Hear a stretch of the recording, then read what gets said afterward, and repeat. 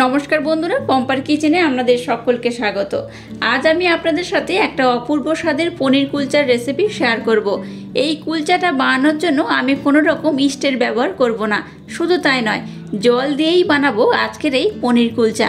আমার মতো একবার বানিয়ে দেখবেন, প্রত্যেকটা কুলচা একদম বলের মতো হয়ে ফুলে যাবে। এটা দেখতে যেমন সুন্দর, খেতে তেমনই অপূর্ব। যেমন নরম তেমন তুলতুলে। একবার খেলে দেখবেন বারবার বানাতে ইচ্ছা হবে। তাহলে চলুন দেরি না করে আজকের এই অপূর্ব স্বাদের পনির কুলচার রেসিপিটা দেখে নেওয়া যাক। আজকে আলু পনিরের যে কুলচাটা বানাবো তার জন্য দেখুন এখানে আমি একটা প্রথমে ছোট বাটি নিয়ে নিয়েছি। এর মধ্যে দিয়ে দেবো এই চামচের 4 চামচ টক দই। এই 4 চামচের মতো টক দই আমি দিয়ে দিলাম। টক দইয়ের মধ্যে দিয়ে দেবো হাফ চামচ বেকিং পাউডার। আর যতটা বেকিং পাউডার দিয়েছি তার অর্ধেক দিয়ে দেবো খাবার সোডা বা বেকিং সোডা। এবার এই টক দইয়ের সাথে বেকিং পাউডার আর বেকিং সোডাটাকে আমি খুব ভালোভাবে কিন্তু একটু ব্লেন্ড করে নেব।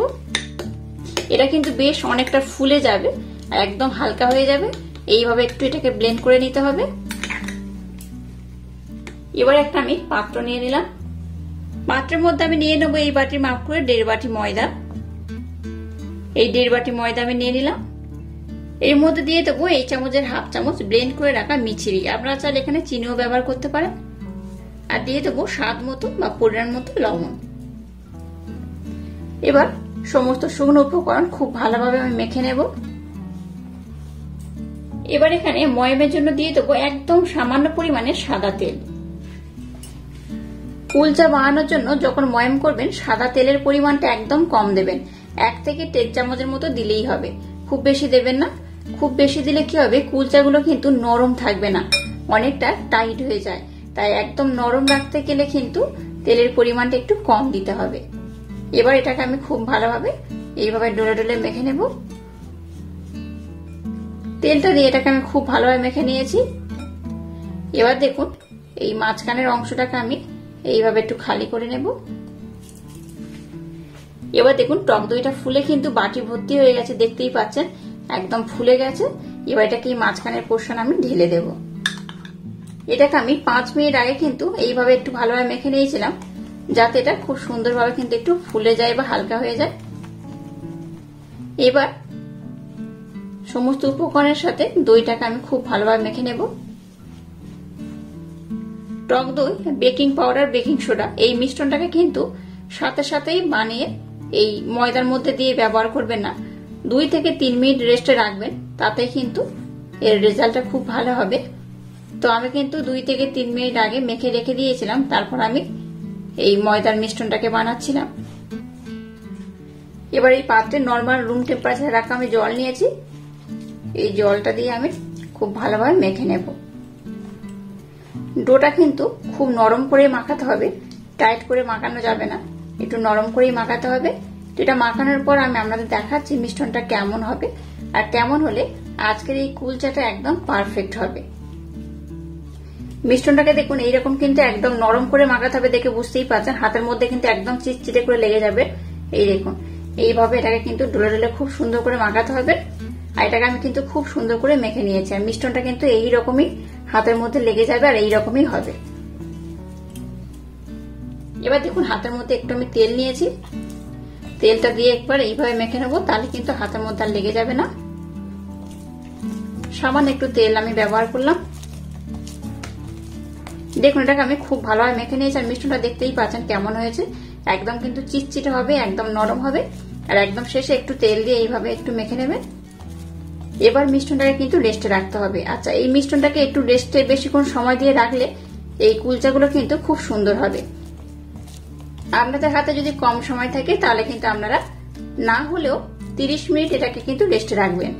যদি 30 মিনিট না রাখেন তাহলে কিন্তু কুলচাগুলো খুব একটা ভালো হবে না, টাইট হবে, একদম নরম হবে না।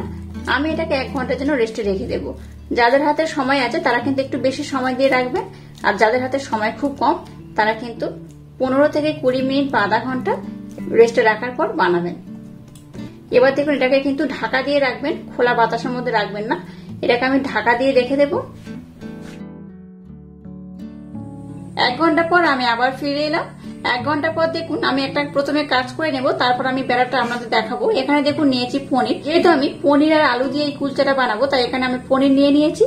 পনিরটাকে প্রথমে এইভাবে কিন্তু আমি খুব সুন্দর করে গ্রেট করে নেব। আপনারা কিন্তু কুচো কুচো করে বা ঝুড়ো ঝুড়ো করে কেটে নিলে হবে, তবে গ্রেট করলে সব থেকে বেশি কিন্তু ভালো হয়। তো এই পনিরটাকে দেখুন এইভাবে আমি প্রথমে গ্রেট করে নেব। এবার নিয়ে নিয়েছি দেখুন একটা আলু। আলুটাকে আমি খুব ভালোভাবে সিদ্ধ করে নিয়েছি।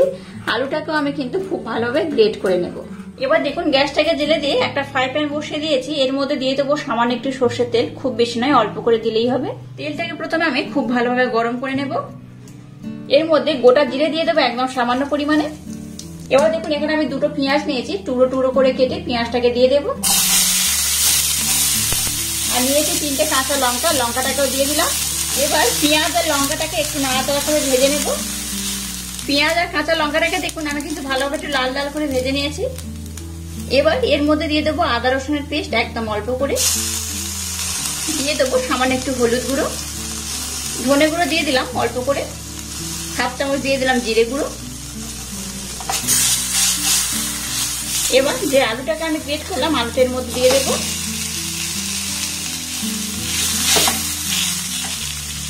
দিয়ে দেবো স্বাদ মতো বা পরিমাণ মতো লবণ। লবণটা কিন্তু আপনারা আপনাদের স্বাদ মতো বা পরিমাণ মতো ব্যবহার করবেন। এবার যে পনিরটাকে আমি গ্রেট করলাম পনিরটা দিয়ে দেব।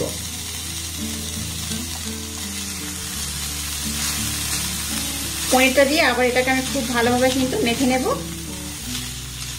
আজকের কুলচাটা কিন্তু একদম ইউনিক স্টাইলে বানাচ্ছি, আশা করছি আপনাদের ভীষণ ভালো লাগবে। এইভাবে একবার হলো ট্রাই করে দেখবেন, অসম্ভব মজাদার খেতে হয়। আর একবার খেলে দেখবেন আপনাদের বারবার এইভাবে বানিয়ে খেতে ইচ্ছা করবে। এই পর্যায়ে 1 চামচ আমি চাট মশলা দিয়ে দিলাম। আর দিয়ে দেবো স্পেশাল একটা ভাজা মশলা। এখানে গোটা জিরে, ধনে, শুকনো লঙ্কা, তেজপাতা এগুলো রয়েছে। আবারও সমস্ত উপকরণ খুব ভালোভাবে নাড়াচাড়া করে আমি এইভাবে মিক্সড করে নেব। দেখুন আজকের কুলচা বানানোর জন্য যে পুরটা আমি বানাচ্ছি, পনির আর আলু দিয়ে যে পুরটা আমি বানালাম সেটা একদম রেডি হয়ে গেছে। এবার আমি গ্যাসটাকে বন্ধ করে দেব। দেখুন মশলাটাকে আমি বানিয়ে নিয়েছি আর মিশ্রণটা দেখুন কেমন হয়েছে। মশলাটাকে বানানোর পর আমি আপনাদের মিশ্রণটাকে দেখাচ্ছি। দেখুন আগে থেকে কিন্তু বেশ ফুলে গেছে, দেখতেই পাচ্ছেন। আর কতটা সফট হয়ে গেছে দেখুন, একদম কিন্তু খুব ভালোভাবে সফট হয়ে গেছে, দেখে বুঝতেই পাচ্ছেন। এই দেখুন আবার এটাকে আমি খুব ভালোভাবে কিন্তু আরেকবার মেখে নেব। এবার এটা থেকে কিন্তু আমি লেচি কেটে নেব। আপনারা চাইলে একটু ছোট বড় যে যেমন বানাবেন তার উপর করে কিন্তু ডিপেন্ড করে এটা বানাবেন। একটু ছোটও বানাতে পারেন, আবার একটু বড়ও বানাতে পারেন। আর লেচিগুলো কিন্তু খুব ছোট করবেন না, একটু মিডিয়াম করতে হবে। যেহেতু আমাকে পুর ভরতে হবে তাই কিন্তু খুব ছোট করলে হবে না। এবার দেখুন এর মধ্যে একটু আমি ময়দা দিয়ে দিলাম। এবার দেখুন একটা ডো আমি নিয়ে নিয়েছি। ডোটাকে হাতের মাধ্যমে এইভাবে একটু গোল করে নেব, নিয়ে এইভাবে একটু আমি গর্ত করে নেব। এবার দেখুন যে পুরটাকে বানালাম সেই পুরটা আমি নিয়ে নিয়েছি, একটু বেশি করে নিয়েছি। আপনারা চাইলে কিন্তু পুরটা যে যেমন বানাবেন তার উপর ডিপেন্ড করে ব্যবহার করবেন। পুরটা দিয়ে এইভাবে আমি মুড়ে নেব। আর যেখানে আমি একটা কথা জানিয়ে রাখি, কুলচা বানানোর যে পুরটা আমি বানিয়েছি একদম ইউনিক স্টাইলেই বানিয়েছি। আমি এটাকে গ্যাসের মধ্যে দিয়ে একটু তেল দিয়ে নাড়াচাড়া করে নিয়েছি। আপনারা চাইলে কিন্তু তেলের মধ্যে না নাড়াচাড়া করে ডাইরেক্ট কিন্তু র এখানে ব্যবহার করতে পারেন। এবার দেখুন পুরটা দিয়ে মুখটাকে এইভাবে আমি মুড়ে নিয়েছি। এবার আবার এটাকে আমি হাতের মধ্যে খুব সুন্দর করে গোল করে নেব। এই দেখুন এইভাবে এটাকে কিন্তু আমি গোল করে নিয়েছি।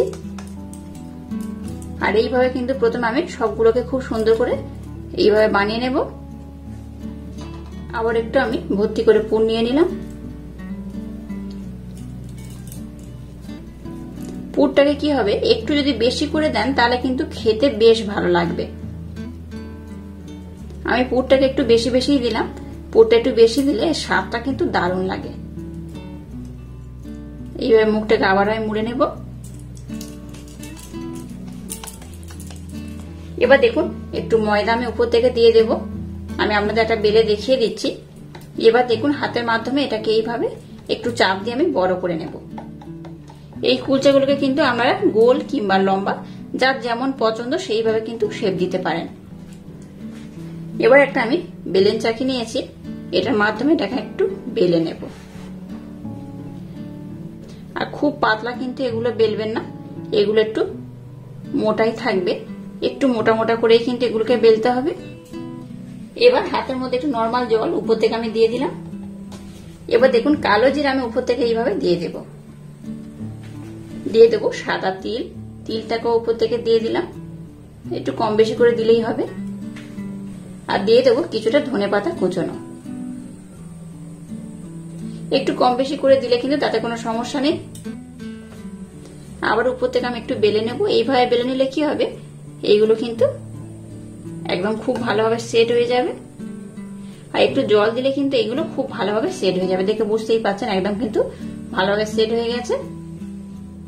এটাকে আমি খুব সুন্দর করে বেলে নিয়েছি।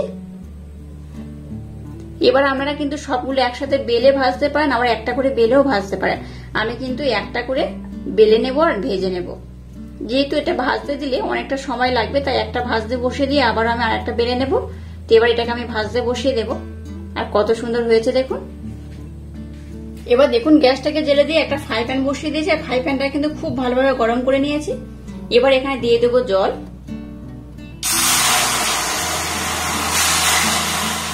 এবার জলটাকে গরম করে নিয়ে এর মধ্যে আমি কুলচাটাকে দিয়ে দেব। এবার এটাকে আমি ঢাকা দিয়ে হতে দেব।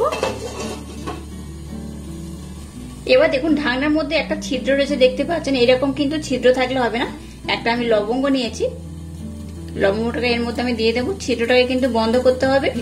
এইভাবে বন্ধ করলে ভিতরে যে জলটা তৈরি হবে সেটা দিয়ে কিন্তু এই কুলচাগুলো খুব সুন্দর ফুলে যাবে। গ্যাসের ফ্লেমটাকে একদম লো রেখে ঢাকা দিয়ে এটাকে আমি হতে দেব। এটা হতে কিন্তু 2 থেকে 2.5 মিনিট সময় লাগে। একটু সময় দিয়ে এটাকে বানাতে হবে। আর এগুলো কিন্তু খুব সুন্দর হয়। একবার দেখলে আপনারাও বানাতে পারবেন, খুব সহজে বানানো হয়ে যায়। দেখুন এটা কতটা ফুলে যাচ্ছে, দেখুন বুঝতেই পারছেন। আশা করছি খুব সুন্দর কিন্তু এটা ফুলে যাচ্ছে। 2 মিনিট কিন্তু এটাকে খুলবেন না, এরকম ঢাকা দেওয়া অবস্থায় থাকবে। আর এটা কিন্তু খুব সুন্দরভাবে ফুলে যাবে। এই দেখুন আমি একবার ঢাকাটা খুলে আপনাদের দেখাচ্ছি এটা কতটা ফুলে গেছে। এই দেখুন একদম বলের মতো কিন্তু ফুলে গেছে, দেখতেই পাচ্ছেন কত অপূর্ব হয়েছে আর কতটা ফুলে গেছে। এই দেখুন আমি ধারের পোর্শন থেকে দেখাচ্ছি, দেখুন কতটা ফুলে গেছে। যাক এটাকে কিন্তু আমি ঢাকা দিয়ে দেবো, জাস্ট আপনাদের দেখানোর জন্য একটু আমি দেখিয়ে দিলাম। এই দেখুন কতটা সুন্দর হয়েছে, দেখুন দেখুন কতটা সুন্দর হয়েছে, কতটা ফুলে গেছে। আর পিছনটা দেখুন কত সুন্দর হয়েছে।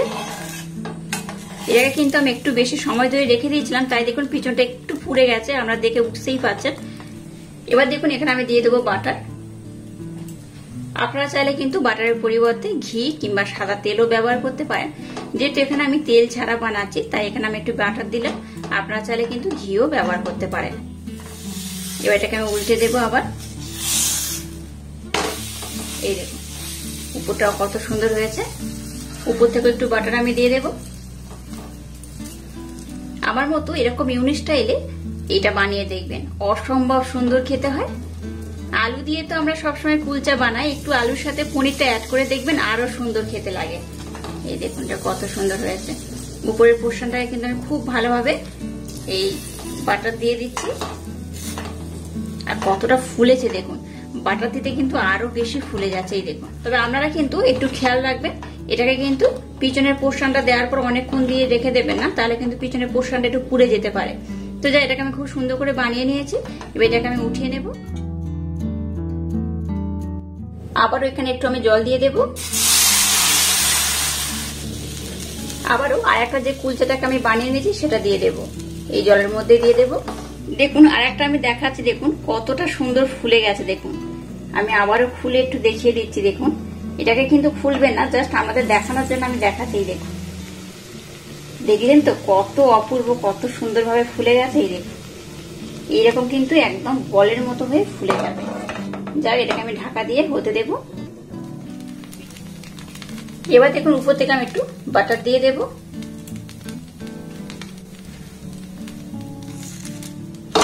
এই দেখুন এবারে কিন্তু নিচেটা খুব সুন্দরভাবে হয়ে গেছে, দেখে বুঝতেই পারছেন।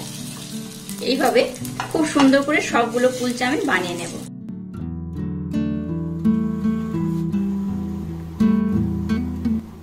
দেখুন আলু পনিরের কুলচা একদম রেডি হয়ে গেছে আর কত সুন্দর হয়েছে দেখুন। আর দেখলেন তো সবগুলো কিন্তু খুব সুন্দরভাবে ফুলেছে আর খুব সুন্দর হয়েছে। এগুলো একটু গরম রয়েছে আর পিছনটা দেখুন কত সুন্দর হয়েছে, একটা একটু পুড়ে গেছিল, তারপর বাকিগুলোকে দেখুন খুব সুন্দর হয়েছে, সবগুলো কিন্তু খুব সুন্দর হয়েছে। এই দেখুন প্রত্যেকটা পিছনের পোর্শন আমি দেখাচ্ছি, উপর নিচ দুদিকটাই আমি দেখাচ্ছি, দেখুন কত সুন্দর হয়েছে। আর এগুলো কিন্তু ভীষণ নরম হয়, ভীষণ তুলতুলে হয়, ভীষণ স্পঞ্জ হয়, দেখতেই পাচ্ছেন কিনা মুড়ে দিচ্ছে। এই দেখুন হাতের মধ্যে কিন্তু এইভাবে মুড়ে নেবেন। এই দেখুন কত সুন্দর হচ্ছে। এই দেখুন দেখলেন তো কত সহজে এই কুলচাগুলো বাড়িতে বানানো হয়ে যায়। এইভাবে যদি বাড়িতে বানান তাহলে কিন্তু রেস্টুরেন্টে কুলচা খাওয়ার আর দরকার হয় না।